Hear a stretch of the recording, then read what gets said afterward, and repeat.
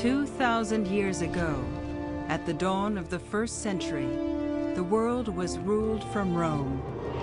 And Rome, within a few short years, it would stretch from Britain across Europe to southern Egypt, from North Africa around the Mediterranean to the Middle East. It would embrace hundreds of languages and religions, and would till those diverse cultures into a rich soil from which Western civilization would grow. Rome would become the world's first and most enduring superpower, spanning continents and epochs.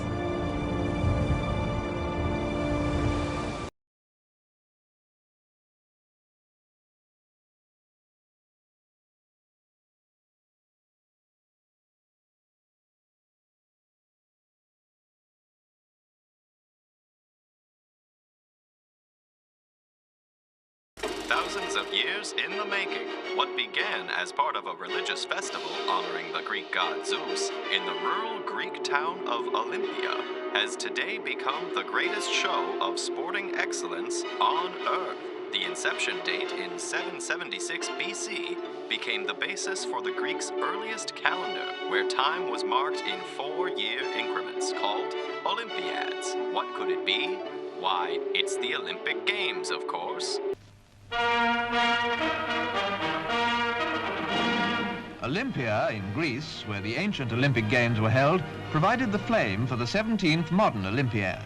A girl representing Hestia, the hearth goddess, called Vesta by the Romans, led the ceremony.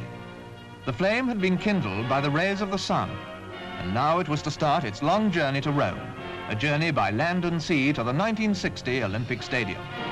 The sun blazed down on the opening day of the Olympiad, in which 86 nations were competing. No event in the ancient world was comparable to the Olympic Games. They were held every 4 years and without a break for nearly 12 centuries.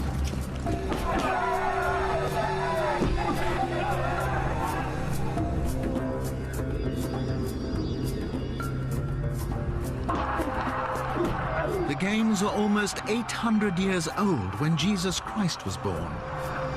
And it took a special Christian edict to stop them 4 centuries after his death. The ancient Olympics were abandoned and long forgotten, but returned in our modern age as the inspiration for the most prestigious sporting event on Earth. What gave these ancient games their extraordinary magnetism, their endurance, and the power to rise again 1,400 years after their demise? A magnificent complex of temples, gymnasia, racetracks, and workshops covering 60 acres. And it took the collapse of an empire, barbarian invasions, and a Christian edict forbidding further use of pagan structures to bring the games down. Some of them would go for the religious aspects as a kind of pilgrimage. I think the sports fans would go there to see the best athletes in the world. By 448 BC, the Olympic Games are already at least 300 years old. There are other athletic festivals, but the Games at Olympia are by far the most important. The World Cup and Super Bowl of ancient Greece. The spectacular 4-horse chariots. Greeks are sports fans because they were all practicing these sports. Boys grew up wrestling, boxing, running. All of these sports were in their blood, as it is in today. We, the Western civilization, and the Greeks are the only two people who put sports so central in our culture. Diagoras was very much thought of as godlike, because it was believed if you're going to be a great athlete like Diagoras, the only way you could achieve their success was if you were descended from the gods. As the Olympic Games grow in importance, cheating becomes so rampant that a row of statues to Zeus, paid for by disgraced cheaters, is erected at Olympia. Only the pedestals remain. Cheating is a high-risk game because not only the judges, but the gods are watching. It's helpful to remember that for the Greeks, religion and sports, whether it's chariot racing or boxing, were not separate activities. The Greeks believed that the Greek gods were very much like human beings, more powerful, but generally with the same likes. And if the Greeks liked sports, then they thought that the gods would like sports performed in their honor as well. And a lot of Americans have wondered whether we are an empire just like Rome. And so they make comparisons between what is probably one of the most famous things about ancient Rome, which is the incredibly well-trained Roman army. It's pretty easy to draw parallels, isn't it? It's pretty easy to be able to say Rome was a militarily dominant state with a cultural hegemony that was in many, many ways driven by its economic strength, its economic might. We are all of a sudden concerned that the model that we have of Rome is going to happen for us. It's going to happen to us.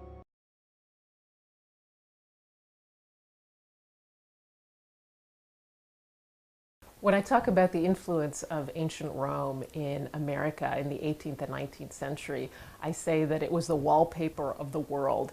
It was really hard to go anywhere in America without being confronted with evidence that Americans loved ancient Rome. But mostly they liked to decorate in a style that we call neoclassical, which meant using architectural elements like columns that were Roman or gesturing to Roman ideas. And they like to have furniture in the style of ancient Rome, and certain pieces of furniture, like the sofa, were in fact modeled on ancient Roman precedents. American women during a certain period between about 1800 and 1830 liked to dress in a certain style of clothing that today people called empire style, but in fact at the time was called a Grecian robe. Why were the founding fathers interested in ancient Rome if they themselves were trying to rid themselves of an imperial power, that is Britain, which was the largest empire in the world since ancient Rome? And it's true, the founders actually loved Rome because it was a republic, and that is what they tried to emulate when they wrote the Declaration of Independence, when they wrote the Constitution. Later Americans, though, began to be much more interested in the Roman Empire as the United States began this sort of relentless expansion across the continent and then across the oceans. The image of the Roman Empire, as opposed to the Roman Republic, began to really capture their attention. This has especially been the case, of course, in the last 10 years. Does that mean that a kind of ignoble fall awaits us in the future? And what will be the source of that fall? Will it be internal moral rot and corruption, or will it be external attack? The dangers are real on both counts, and I think that's one of the reasons why Americans have been preoccupied with the question of whether we are an empire in the image of Rome. Why don't you explain to people who don't have history degrees about the comparison between ancient Rome, which was the most powerful nation on earth at the time, and then it fell, to America today? It collapsed of its own weight. Government grew. The parallels are interesting. There was just increases in taxes, increases in abuse by leaders, not following the Constitution. They devalued the currency. You're showing gladiator fights. They had gross spectacles, which people had to pay for. Then when people complained, they bribed them with welfare. Very similar. Rome, the eternal city. It was founded over 2,700 years ago by twin brothers Romulus and Remus. For centuries, the people and emperors of Rome ruled the known world. Through war and conquest, they dominated the entire Mediterranean and controlled a territory which spanned 3 continents. It was home to legendary figures like Julius Caesar and Augustus, but also to crazed emperors Nero and Caligula. Rome's history is a violent one. It was a civilization founded on bloodshed and lust, and would eventually destroy itself in the same manner. Every day, we're surrounded by common symbols which owe their meaning and lasting appeal to the Romans. For instance, the Great Seal of the United States shows an eagle clutching arrows in one leg and an olive branch in the other. Imagery such as this is usually interpreted as uniquely American. The eagle, however, was not always a symbol for American nationalism. In Roman mythology, the eagle was the companion of the chief god Jupiter, and it was used widely throughout Rome, adorning statues and temples. It was also used by the military, which carried standards with the bird of Jupiter mounted on top. During World War II, the Nazis held party rallies and demonstrations while carrying Roman standards which were topped with the eagle. At the same time, fascist dictator Benito Mussolini, who envisioned Italy becoming a new Rome, also used ancient Roman symbols, including the fasces. It was a tool carried by Roman civil servants known as lictors, in order to preserve the peace or hand out punishment. Even the word fascism is derived from the ancient Roman tool. It also appears in numerous forms throughout the United States, representing strength or justice. In the mid-1st century BC, Julius Caesar replaced the old Roman calendar, which had 355 days, with a new one, reorganized with 365 days, with one leap year every 4 years. January from Janus, god of doorways and beginnings. February is derived from the Roman festival of Februa. March is the month of Mars, the god of war. April comes from the Roman month Aprilis. May for the Roman Maya, goddess of spring. June is named after the queen of the gods, Juno. July gets its name from Julius Caesar, who rededicated the month after himself. August was renamed in the same fashion after Augustus, first emperor of Rome. And September, October, November, and December simply mean the 7th, 8th, 9th, and 10th month. Even in America, founding fathers like Thomas Jefferson and John Adams hung on every word of Roman writers like Sallust, Tacitus, and Cicero. Many of the buildings of ancient Rome have been lost to time, but we're left with a small piece of their majesty. One of the most influential pieces we have is the Pantheon, a temple which was dedicated to all the gods. Its design, which is quite different than other temples in the Roman world, due to its square column front and large dome interior, has been replicated in almost every state capitol building in America, including the Capitol in Wisconsin.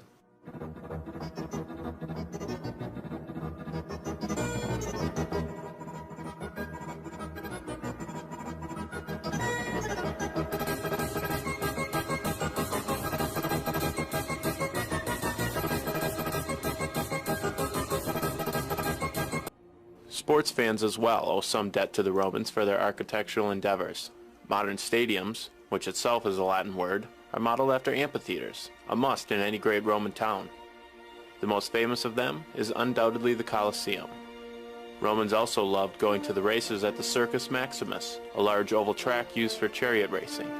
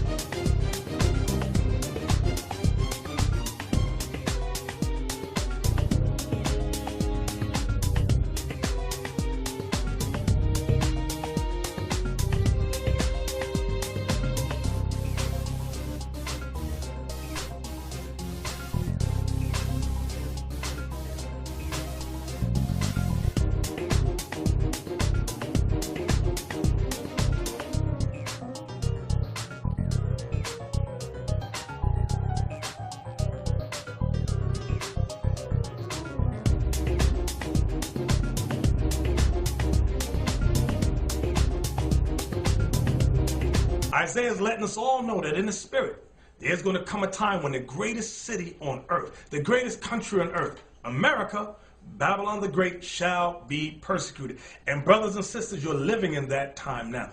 Okay, they thought this place was the land of milk and honey. Right. A lot of you Negroes thought this was the promised land. No, this is the land of your captivity. This is the land where you're meant to repent here to be delivered from here.